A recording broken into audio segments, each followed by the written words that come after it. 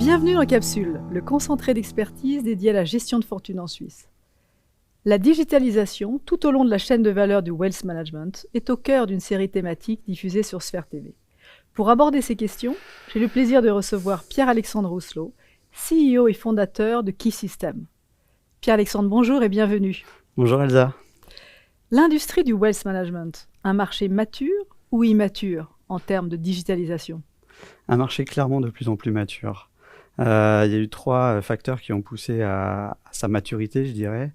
Le premier, c'est les évolutions réglementaires et la FINMA, qui, de par, je dirais, la charge de contrôle qu'elle demande, nécessite forcément de la digitalisation.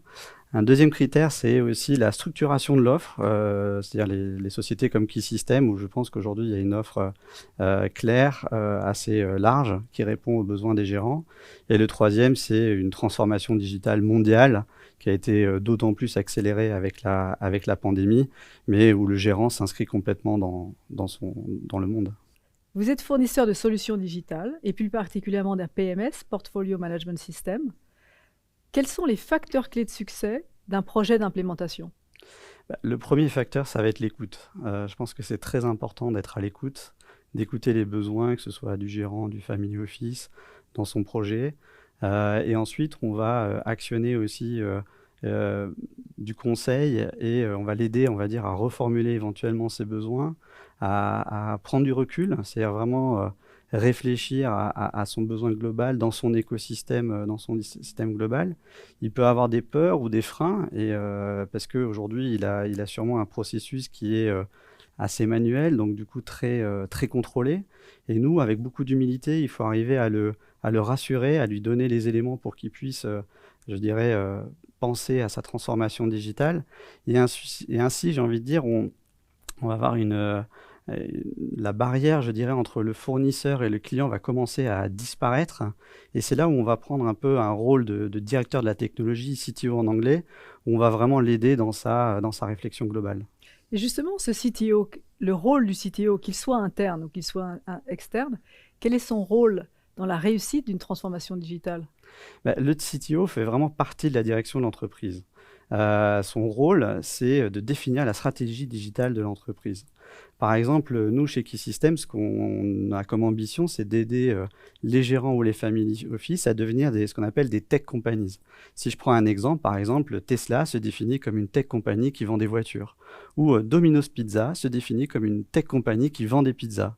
Nous, l'objectif, c'est d'aider le gérant à devenir une tech company dans le monde du wealth management.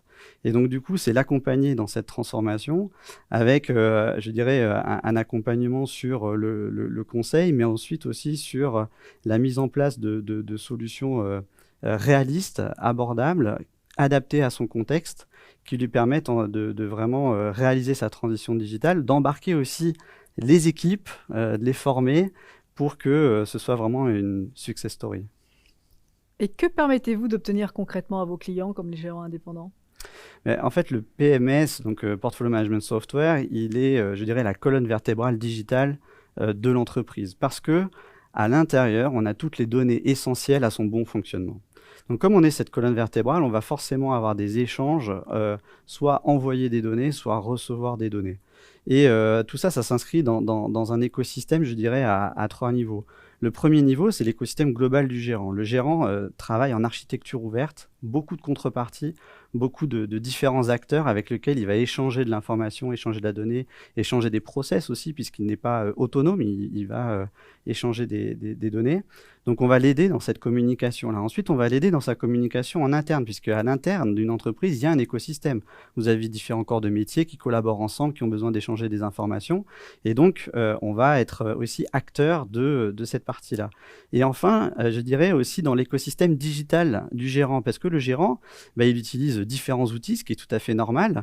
Et en fait, on va travailler à ce que ces différents outils communiquent bien ensemble et qu'il y ait une vraie chaîne de valeur efficace pour le gérant. Vous êtes plus un business partner qu'un software partner? Oui, en fait, notre rôle, si vous voulez, c'est vraiment d'aider le gérant à être en mouvement. Quand on parle de transformation, la transformation, c'est je passe d'un état A à un état B et ensuite je redeviens statique. Et en fait, nous, on n'a pas envie de faire une transformation. La transformation ne doit pas être vécue comme une étape ou comme une fin en soi. Je dirais, il faut vraiment actionner ce mouvement.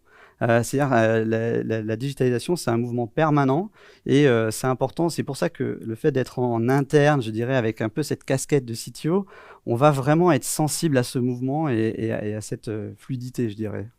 Donc vous accompagnez le gérant dans sa transformation tout au long de la chaîne de valeur. Pour quelle application au quotidien? Ça va être extrêmement large puisque le spectre va aller, je dirais, du commercial, autant sur la partie compliance que sur la gestion pure de portefeuille et la communication avec le client. Pour donner des exemples concrets, par exemple sur la communication, le gérant va recevoir un email, par exemple avec Outlook, et puis il va vouloir saisir cette donnée dans son CRM qui est intégré à son PMS. Et puis ils utilisent maintenant une messagerie instantanée qui a été vraiment mise en avant avec la pandémie, Teams, Slack, etc. Et en fait, on va fluidifier typiquement ce type de flux pour que peut-être un de ses collègues reçoive une notification sur Slack sur une tâche à réaliser. Un autre exemple, ce serait sur un client qui est en rendez-vous de prospection, il récupère une carte de visite, il peut prendre en photo la carte de visite avec une des centaines d'applications qui existent sur nos smartphones et ça va automatiquement créer un contact dans son CRM. Ou encore, dernièrement, on a accompagné un gérant dans une évolution de son infrastructure pour aller sur le cloud. Et en fait, c'est un gérant qu'on connaît depuis de nombreuses années. Et on a pu lui partager, par exemple, une expérience qu'on avait sur une migration précédente qu'il avait réalisée il y a 5 ans, où on l'a sensibilisé sur des points qui étaient importants. Donc, on voit de bien connaître l'entreprise, d'être, je dirais, au cœur, d'être, entre guillemets, dans la maison. Ça permet d'avoir comme ça un conseil très pertinent tout au long de la relation qu'on peut avoir avec nos clients. Ça fluidifie l'interopérabilité Clairement, entre ouais. toutes ces applications. Exactement, ouais. C'est vraiment le but du jeu. Ouais. Keysystem a ouvert il y a 1 an son capital à 75% à une holding familiale. Quelle est la nouvelle stratégie de la FinTech que vous avez créée seule en 2009? Alors, il n'y a pas de nouvelle stratégie, je dirais, pour reprendre ce que j'ai dit tout à l'heure, on est en mouvement.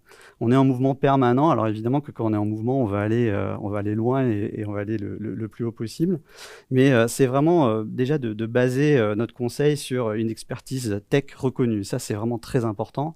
Il faut que en termes techniques, cette stack soit vraiment très puissante. Et puis ensuite, ça va être par la mise en place d'un conseil, je dirais, opérationnel, adapté au contexte. Les gérants sont une communauté très hétérogène. Vous avez des très petits gérants, des plus gros, qui peuvent être acteurs sur différents marchés ou faire différents types d'investissements. Donc la communauté des gérants est extrêmement large et il faut savoir s'adapter au contexte. Et enfin, avoir des convictions. Je pense qu'on a des convictions et on a plaisir à partager avec notre écosystème nos convictions. Merci beaucoup, Pierre-Alexandre, pour le partage de ces convictions et surtout pour cet éclairage sur la conduite de transformation de l'industrie du wealth management. Avec plaisir, merci beaucoup. Merci également à notre public qui s'est joint à nous sur Sphère TV.